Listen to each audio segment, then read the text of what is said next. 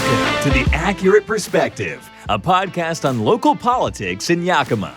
We take politics to a whole new level. Factual reporting, sources you can trust, and best of all, no BS. Unlike other news organizations, we won't mislead you or manipulate the news to our advantage. It's facts first, and the truth shall set you free.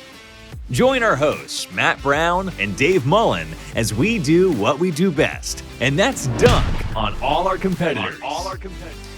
Hey guys, welcome to The Accurate Perspective, episode 22. Today we have a special guest with us, Congressional candidate for District 3 or CD3, Joe Kent. Joe, thanks for joining us today.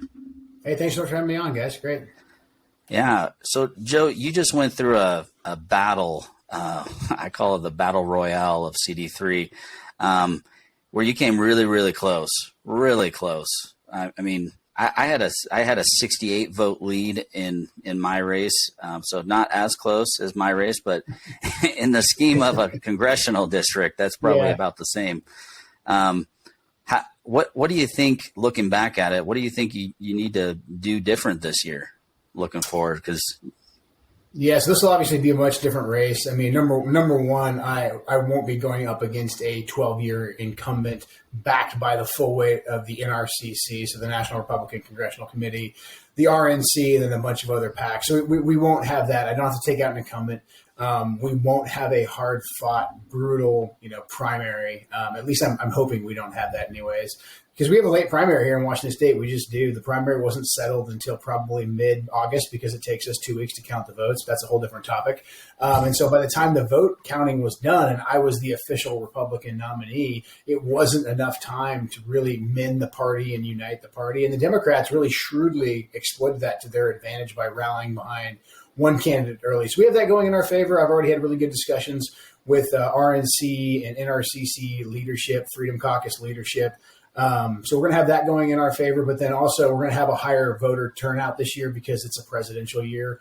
We just had 80,000 Republicans throughout the district who just simply didn't come out and cast a vote. And that's actually typical for this district and for a lot of districts throughout the country. So higher turnout's going to be another big one. And then really, I think most importantly, my opponent, Marie Perez, who's currently the sitting congresswoman, she basically ran as a centrist, moderate Republican. If you listen to any of her campaign ads, when we got her on the debate stage, we were able to really have her articulate her views, which are very radical, very typical far left. However, she was able to really hide behind this whole, hey, I'm a moderate. She has a record now, and we're going to hang that record around her neck. In the last month, she's voted for all kinds of different extreme things in line with the Democrat Party. So that's what we have going in our favor. My goal is to unify and unite the Republican Party. Ballot harvesting is another huge one. I mean, Republicans, we like to vote on game day because we hate this mail-out voting nonsense. We got to get over that. And the second those ballots get mailed out, we need to have our activists reaching out to low-propensity Republicans, going to churches, going to gun shows, places where we know where conservatives congregate, and making sure they know that they can vote. We can register them to vote on the spot, and we can collect their ballots. So that's absolutely key. what county do you actually reside in your? I reside in northern Clark County, so I'm in Yacolt, so I'm close to the boundary of Skamania and Cowlitz in Clark County, but I'm technically in Clark. Yeah, I just met your guys' new county chairman over in Clark County. He's like an awesome dude. Great guy. Yeah, you guys are tearing it up in that county. You guys are really kind of setting the pace for the rest of the counties and a lot of different changes you're making in legislative districts and different how it's structured.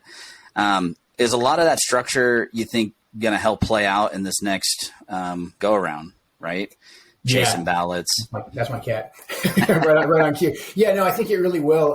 2022 was a big wake up call for a lot of people. I mean, look, we had that hard fought primary, but I think a lot of people didn't realize fully what, PCOs and what activists were supposed to be doing. I think a lot of us just thought that we were supposed to be, hey, come see us. We have cats on our shoulders and we'll tell you what our message are. But however, what the Democrats were doing was they were going to where Democrats congregate and they were getting their version of PCOs, their activists out in front of Democrat voters and collecting ballots. And so I think that there's a groundswell right now. And I feel this in every single county throughout the district. I'm sure you guys are doing it out there in Yakima. PCOs, activists, and volunteers, they want to do more than just go to a rally, just go to a fundraiser. They want data in their hands so that they can go knock on doors and get ballots in front of people, get the issues in front of people, and just really kind of articulate what we stand for as Republicans, but make it easy for them to vote. That's where the Democrats have just outplayed us with ground game. So I'm pretty enthusiastic about, I think, this new mentality we're developing here in the party. That's awesome. All right, so let's shift a little bit on we're looking at politics in general. We just had the State of the Union, which in my opinion was pretty rough. It wasn't even I'm like, can we even call that a State of the Union? It was more so blubbering mess. But you still got a lot of connections over in DC and different stuff. You're talking to people. What's the vibe right now? Where are we at? I know there's a lot of negative things, but I'm like, is there any positive? Can we see some positive right now? This kind of speaks to, I think, Republican unity. This last cycle was sort of like the Republican Civil War. Coming out of that, and we saw the last bit of that play out in the fight for the speaker's chair, right? We had the 21 that held out against Kevin McCarthy, and we had the establishment. And a lot of people said, hey, that was a horrible thing. We never should have had it happen. I think it was a great thing. I think the package of rules that they were able to negotiate was really, really good. I thought it was great the way that we opened up and said, hey, this is the fight inside the Republican Party right now. This is what we stand for. And it showed that we're not just a bunch of automatons like the Democrats. And then also, to Kevin McCarthy's credit, Kevin McCarthy could have crossed the aisle. He could have cut deals with moderate Democrats. Instead, he had that hard conversation with the Republican Party, and now marching forward, what they've done. If you look at the committee assignments that Speaker McCarthy has laid out, if you look at the fact that Speaker McCarthy just kicked a bunch of key Democrats off of committees for lying to the American people, Swalwell, Schiff, Ilhan Omar. So I think that's all heading in a good trajectory. Yesterday was the first holding government accountable and then working against the weaponization of government, holding Twitter, social media, and their collaboration with the federal government, holding all that accountable. So I think they're heading in the right direction. What people have to realize, though, is that Congress does have limited powers. They can't arrest anybody. That's going to be on the DOJ. And the problem that we have right now is obviously Biden controls all of that. So obviously we have to win elections going forward, but also in this summer session that's going to happen when Congress picks the budget for 2024. Once they get their hands on that budget, then they're really going to have real tools. Unfortunately, the 117th Congress, they kind of screwed over this incoming Congress by approving the budget. So right now, Congress doesn't fully have control of the budget because they're still running on the budget that was approved by the last administration. But right now, everything is, I think, as far as oversight goes, it's heading in the right direction. Yeah. So speaking of oversight, like right now in our state, we have a bill, HB 1333. I call it the Doomsday Bill for Washington State. It's talking about domestic terrorism. It's talking about targeting your fellow citizen with the health department coming after you, Attorney General's office, different things. It's a terrifying bill, to be honest with you. The question I have, though, is like, do you think there's some, I've talked to some other congressional folks like Dan Newhouse, for example. Is there a way to actually hold our state accountable to some of these things if it gets passed? Because they're talking straight up, like, call your big brother, come rat on your friend for have an American flag outside. Do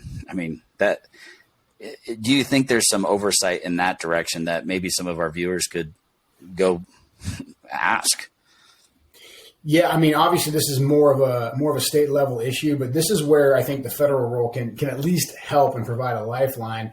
This is why I'm so adamant about, like, when we have a governor like Jay Inslee, who clearly doesn't care about the Constitution on pretty much every level. I believe in the 10th Amendment. States have their, the state picks Jay Inslee. Okay, they pick Jay Inslee. But the federal government funding a lot of these really draconian programs, whether it is things like abortion. The Supreme Court ruled that that's a state issue. So if the state wants to fund abortion, okay, fine, I disagree with it, but that's in the state's purview, but no federal dollars should be going to it. If the states want these draconian policies, they shouldn't be receiving federal law enforcement grants to let Seattle and Portland be absolutely just crime-ridden cesspools, but at the same time weaponize law enforcement against American citizens. Whereas I would just assume give those federal law enforcement grants directly to constitutional sheriffs, because the sheriffs are accountable to the people in the district. So I think there's some stuff that we can do there once we have full control of the budget. But I also think using the power of the bully pulpit, like, so what? I can't go to Olympia and vote on those as a federal representative, but I can sure sound off about them. I think the American people need to know exactly what Jay Inslee and Bob Ferguson are cooking up, because things that start like on the West Coast or in New York City, they tend to make their way into the rest of the country, whether we're talking about COVID policies, mail-in voting, like this stuff is heading to a city near everyone in America. So I really think we need to highlight it. This domestic extremist bill, I think, is extremely dangerous. It's very 1984. Yeah. Dave, you had some questions for him. Yeah, Joe.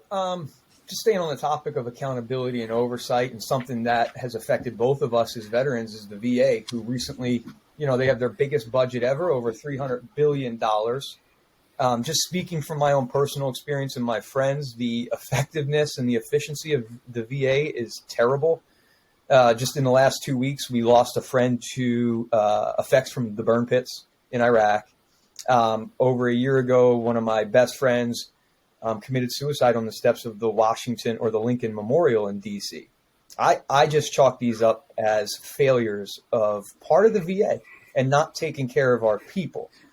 And I know it's something that you're really into and passionate about. So I guess the question is, Joe, what is like one big thing we could do, or three big things we could do to fix the VA? What's the first step to getting the VA to take care of the veterans in our country?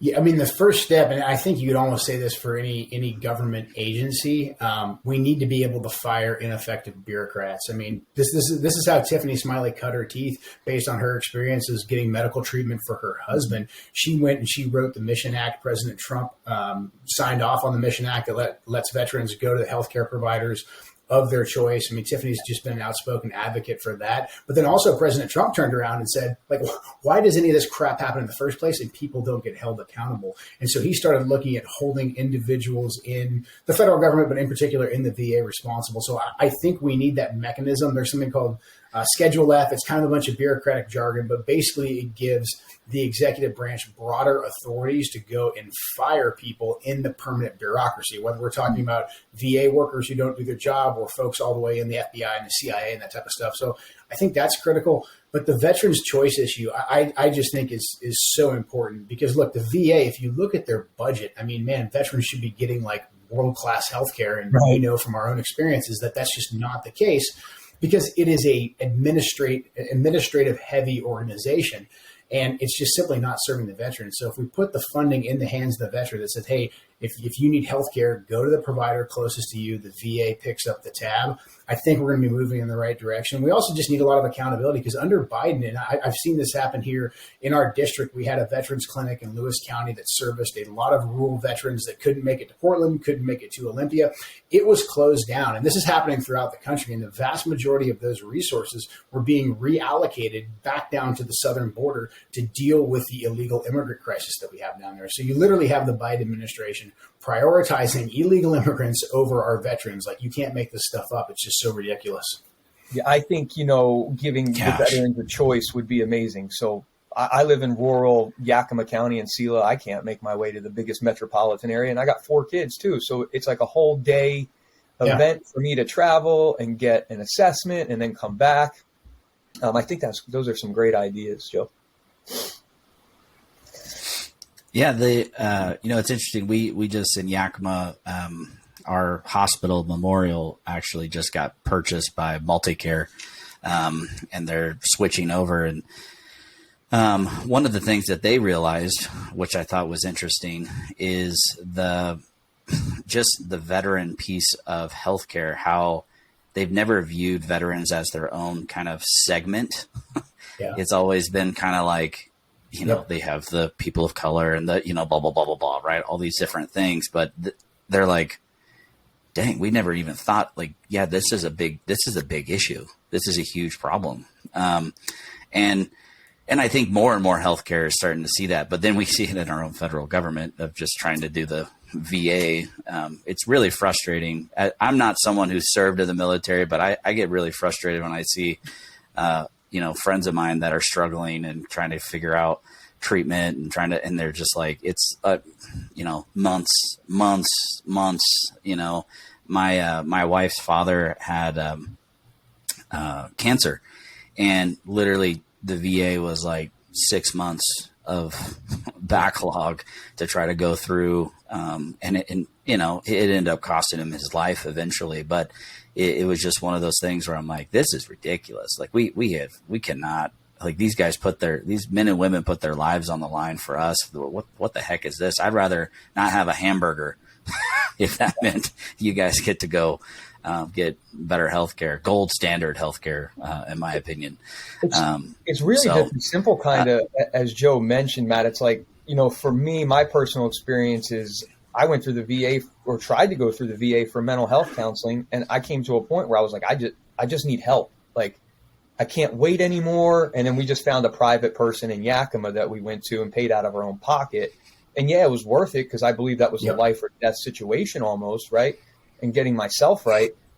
But, some people don't have the means that I have, and they can't go out and just pay that much money. And it's just really sad how we forget about some folks, Yeah, it's tragic. I think the whole game with the VA, a lot of times it seems like they want to get you so frustrated with the process that people do exactly what you do. They just handle it on their own. And people who have means and a good support system, they take care of themselves in a positive way. But we've seen, like, so many of our friends who don't have that, and they're the ones that just fall by the wayside. But at the end of the day, the American people, the American taxpayers who want to do right by our veterans, they're still paying billions of dollars a year to fund the VA. And so then here, this is where the congressional role comes in. It's like, okay, well, where did that money go? What are you guys spending it on? Because it's obviously not our veterans. And that's where we just need, I think, a much more oversight and accountability. Yep. So, Joe, I have a question for you. Your last election, you were like, I called some folks with you as like, you were the Energizer Bunny. You were literally going 100,000 miles an hour for the last 2 years, the 18 months or however long you announced. Going that hard for that long. I mean, I did a city council race that was like literally 11 months, and I thought I was going to die by the end of that. It was the longest thing ever. And then you jump right back into the saddle again, ready to rock and roll. Are you going to go at that same pace this time, or is it more methodical, knowing what you're trying to hit this time around?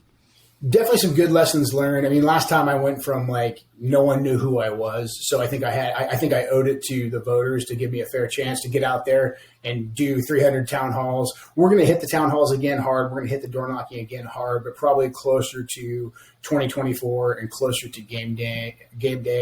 Here in 23, I'm really, unfortunately, I hate doing this. It's my least favorite thing. I'm focusing heavily on fundraising, because at the end of the day, when it's crunch time, it really does come down to having a really good war chest. And then also really engaging heavily with all the different Republican activists, all the different GOP counties, so that we can really start putting a blueprint out there for ballot harvesting, for getting those ballots out in front of Republicans, because that's just kind of a new way of thinking, a new ground game. So that's going to be much more strategic. But yeah, it's a long, hard fight. I mean, this is kind of what I'm used to from my background in the military. It's the only way I know how to do business. But yeah, we're going to be a little bit, I think, more targeted, more methodical. Republicans, we love doing our rallies, and I think we need to kind of get out of that mindset as we get closer to game day. Because look, like I said, I did probably over 300 rallies and town halls, and I enjoyed all of them. I really did truly enjoy them. I also enjoyed the debates. But the thing is, I kept seeing the same people over and over again. And that's what we need to kind of, I think, break the habit of. Let's do like a handful of those to get everybody fired up. But then after that, let's take that same energy and let's hit some doors. Let's get out there and let's reach new voters. Let's swing some independents. Let's reach back out there to all those folks who go to church and who hunt and who fish and we know are conservatives. And let's work on getting ballots in front of them. Yeah, it's interesting, because I actually in our town, I got lambasted by our local newspaper because I didn't want to go do a couple of, actually I was busy, but couldn't go do a couple of the debates, and I was scheduled for doing something else. And the other piece of that was like, it's also kind of a waste of my time. Like I want to be at your door, meeting you face to face, winning that voter. That is more valuable to me than sitting there at a debate with the same 12 people, and maybe 11 of them don't like me anyway. So, I will always do debates because I think they're important. However, I think you're right. My opponent, this is something that she did very, very well. At the time, I thought that she was stepping in it. She showed up to the debates and she had a list and a bunch of note cards that she read talking points off of. And I was sitting there thinking, man, I'm kicking her butt. Like, I'm doing really, really great. However, you know what? At the end of the day, I don't think very many people watched the debate. And I think the only people that watched the debate were people that already had their minds made up because they wanted to see their guy or their girl give their talking points. So, at the end of the day, I think you're right. And what my opponent did very, very well was right when that voting period started, Democrat activists were out there and they were getting ballots in front of their people's hands. So I think that we should really learn a lesson from that as Republicans. Yeah. I mean, and you went through the recount process. Did that recount net any positives for you, or was it pretty much straight on? No, it was so close. And then we had that ballot curing process and there were so many ballots that were rejected. I felt that, to really just be able to say that we did everything we could, that we owed it to the voters to do a recount. However, at the end of the day, look, it didn't make a difference. We can complain all day long about Washington elections, and I've been part of the lawsuits trying to sue for a full forensic audit. But I think at the end of the day, we've just got to realize that, we're not going to be able to change the system until we win within the system. I don't like that answer, but that's just kind of like the reality. Yeah, no, I agree. I mean, I get folks at our county meetings from time to time that'll blow up our whole board meeting, and they're upset because they're like, "Oh, we're getting rigged. The elections are rigged, and they're blah blah blah blah blah, and we're never gonna." And I'm like, "Look, I'm not going to debate you on the issue of that because I do think there's things that could be a lot better in our election system in Washington State." But if we're not willing to actually beat them at their own game, then I'm like, well, then what's the point? Yeah.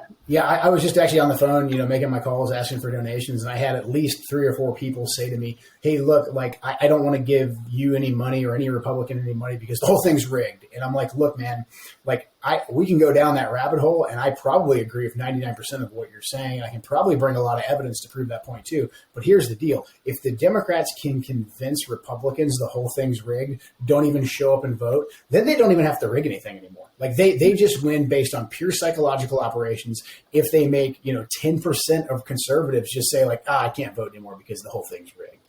What I say is don't give them that easy win. You've still got to vote.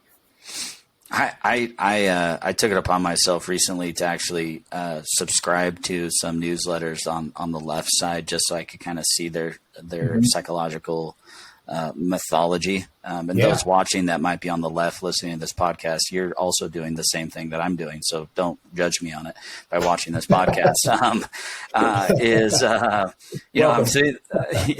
sitting there listening to or reading some of these emails and I'm like, man, no wonder folks feel like they're, the world's ending because every single day I get an email from Nancy Pelosi saying the world is ending. And that she needs $5. But it's starting to make me think of man, if that's all you're hearing and then all you're seeing is MSNBC reiterating the same talking points that you're receiving in an email, I'm like, it is a psychological thing.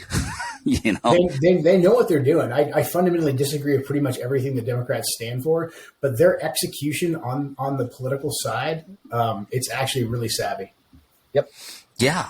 I was watching it going, wow, how often do we send out emails saying the world is ending? How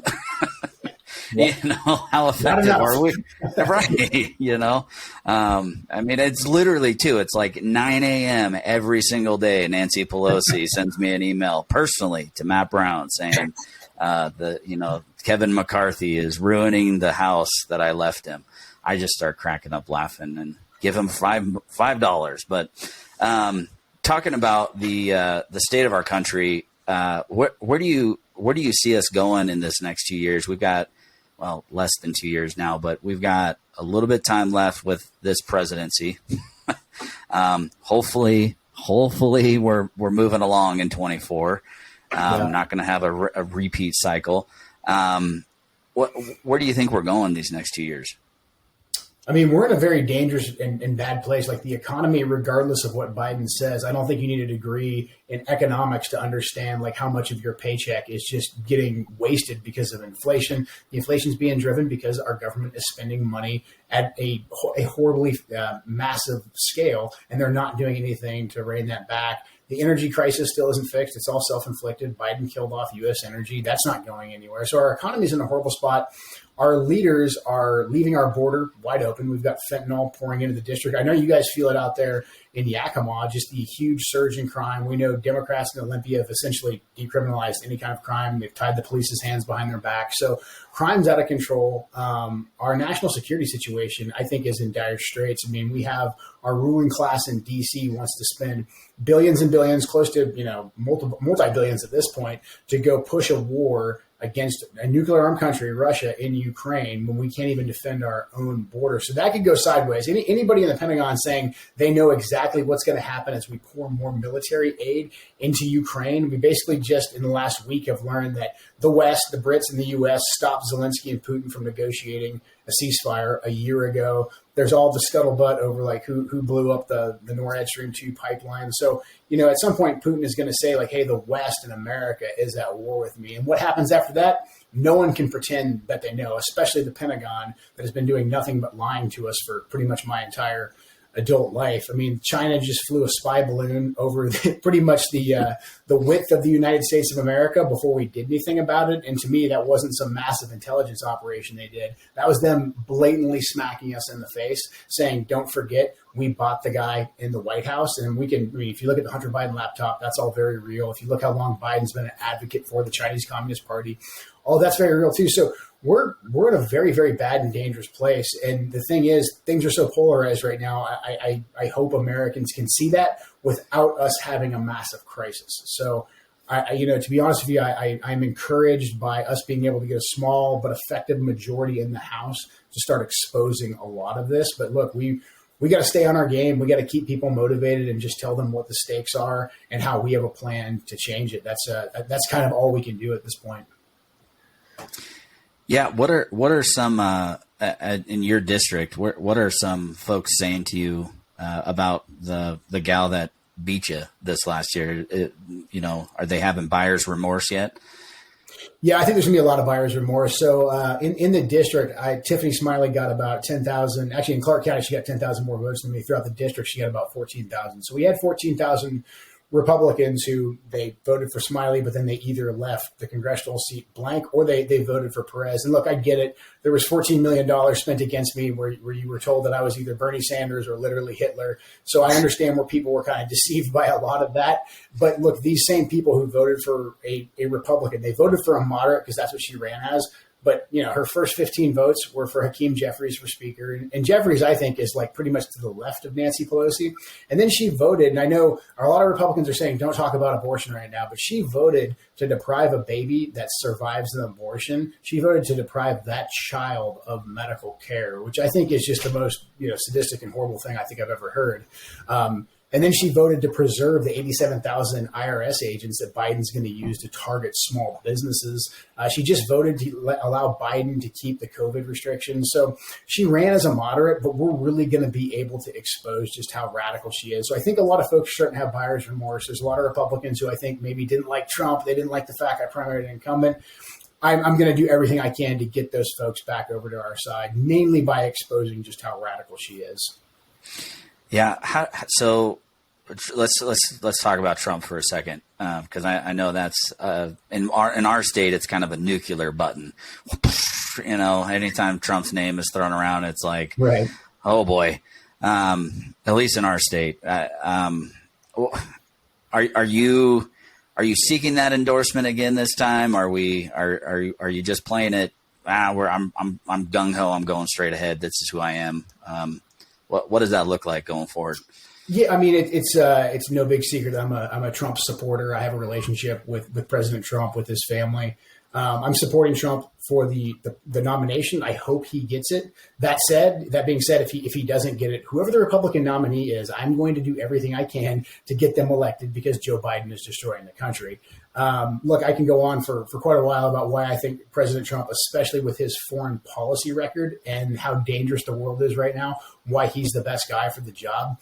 This last cycle in 2022, Trump was sort of on the ballot for multiple reasons. The whole reason why Jamie Herrera Butler was in play was because she voted for Trump's impeachment. One of the initial parameters that Clark County Republicans set was that, hey, whatever nominee got Trump's endorsement, we'd all rally behind. So the Trump endorsement was a very big thing out here in the 3rd district, whereas I don't think it factors as heavily. I've come out and I've endorsed Trump for president. So I'm happy to tell people, my views, but I really also say, come get to know me.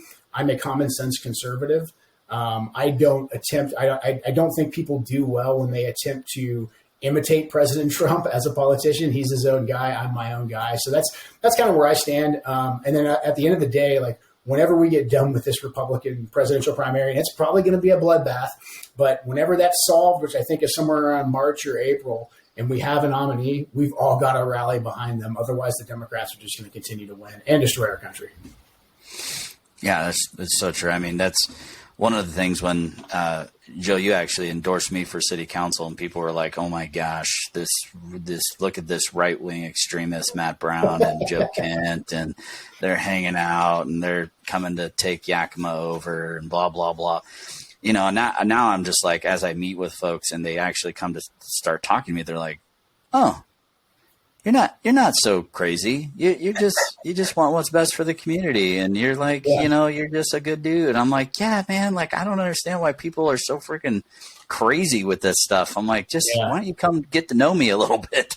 Don't listen to the media, but some people don't understand that yet, unfortunately. No. Dave, you got anything else for Joe? Yeah, Joe, we talked a lot about accountability and oversight. I know that the Republicans are planning a ton of different committee hearings on it. My question to you, and I'll tell you what my number one is. So it's, what are you most looking forward to with the oversight accountability hearings and the topics? I know for me, it's probably no surprise. I am just excited to get to the bottom of the Afghanistan withdrawal and what happened and what went wrong. And that's in addition, I just read a few books about it, listened to some podcasts. A guy named Chad Robichaud was over there as a civilian, and he really painted the most accurate, I guess, truthful picture that we've seen about the Afghanistan withdrawal. And all intents and purposes, he said it was basically the most inhumane thing he's ever seen. And he spent, I think, was it 20 years in special forces, followed by a 10-year career in the CIA. That is what I'm most looking forward to, is getting to the bottom of that. And I really hope we can hold some generals accountable, some leadership accountable for that disastrous thing. So, that doesn't have to be your answer. What are you most looking forward to with the accountability and oversight of the Republicans in this Congress? Yeah, mine definitely ties into that. They're essentially doing a church committee 2.0. So the church committee back in the 70s was holding the intelligence community accountable. And I think that's essential, because I think the root of a lot of our foreign policy misadventures, all the way now to parents that show up at school board meetings being targeted by the FBI, a lot of that comes from just a out of control intelligence community. I spent 20 years in special forces. I was a CIA paramilitary ops officer. I understand how intel works, and it's supposed to protect the American people, not spy on them, not lie to them. And we hear this all the time. We heard this with the Biden balloon thing. They were just like, hey, there's newly uncovered intelligence that says that multiple balloons have just been all over America before under Trump, but it's newly uncovered. It's like, no. And this is what they do. They say it's intelligence and they can't explain it to us. We just have to trust them. We heard that for Russiagate. We heard that for, Iraq WMDs. We heard that in Afghanistan too, with the whole Russian bounties. That's why we couldn't do the pullout in 2020 ahead of that presidential election. So look, these people lie through their teeth, and I want them held accountable. I want us to have systems and processes in place where Congress really has control over these very potent tools. And I 100% agree with you. I was actually just having this conversation with a member of Congress the other day, and he said, what about the DOD? And I said, look, the Afghan withdrawal, because it was horrible, and tragically it was horrible, but the best thing that we can do from that tragedy, because it's fresh in the American people's minds in a way that all the other bad things that happened in Afghanistan and Iraq, it's not really on the forefront of people's minds, but that withdrawal still is. So let's work our way backwards from that withdrawal, and let's look at all the different places where the DOD lied. And this is where I think we could get some bipartisan help, because this kind of gives Biden an out. And I don't want to give Biden any breaks. He's the commander in chief. The buck stops with him. But the DOD, the military, the generals, the brass, they lied to Biden too. Because if you remember right before the pullout, they were saying, oh no, the Afghan military, we've spent 2 decades training these guys. We've spent $2 trillion training these guys. They're going to be fantastic. They're going to last for years. This is a modern army. We're so good at our jobs, because they thought that they were going to be able to get Biden to extend the war, because that's what they did to Biden and Obama when he was the vice president, because Obama ran on getting us out of those wars too. He wasn't able to do it. They did the same thing to Trump, and they were just like, you know what, Biden's going to just lie to him like we've been doing for 20 years. He's going to buy off on another extension. And Biden, his political team, they yanked the rug out from under him and said, no, pull them all out. And so I think we could get some bipartisan cooperation there to really hold these guys accountable, because these generals, these dudes have been lying for 20 plus years. It's insane that General Milley gets to hold his position with all of the mistakes that he's constantly made. His comments about his China counterpart should be an immediate fireable. Yeah, what's that? Like, I'm going to tell you before we attack you. Who are you working for, guy? You're not working for us. Yeah, exactly. I got one question. Yeah, if I would have done that as as a young Green Beret or a CIA case officer, I'd be in jail right now. Yeah, you're gone for sure. That's what I'm saying. Like none of the underlings get to do that. No. Don't even get me started on taking classified information out of a skiff as an E5. If that happened to me, I wouldn't be here right now. I'd be in Kansas, hanging out in Leavenworth for a few years. Yep. So I just want to lighten the mood real quick. I was born and raised in Philly. We have the Super Bowl coming up.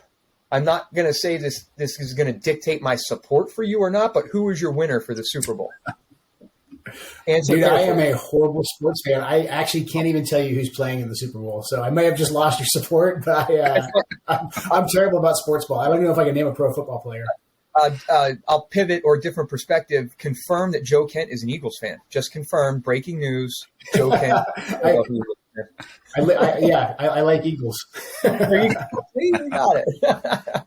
I'm a good politician. Yes, Eagles. Breaking news right here in Yakima. Breaking news. I mean, just before this show started, actually, Dave was telling me that there was another balloon just shot down. Yeah, I saw that right as I was logging on. Hey, but listen, again, it's all about perspective, right? We've made some improvement. We shot it down over Alaska instead of letting it cross over like Whiteman Air Force Base or Malmstrom or any of those important places. Like progress, not perfection, right? Yeah, exactly. I mean, at least it didn't go across the entire U.S. So, okay, we're making progress. Turning have to shoot it down outside of Florida this time, Yeah. Right. Where, all right. Well, Joe, is there anything else you'd like to talk to folks about? Anything that's cooking in your world?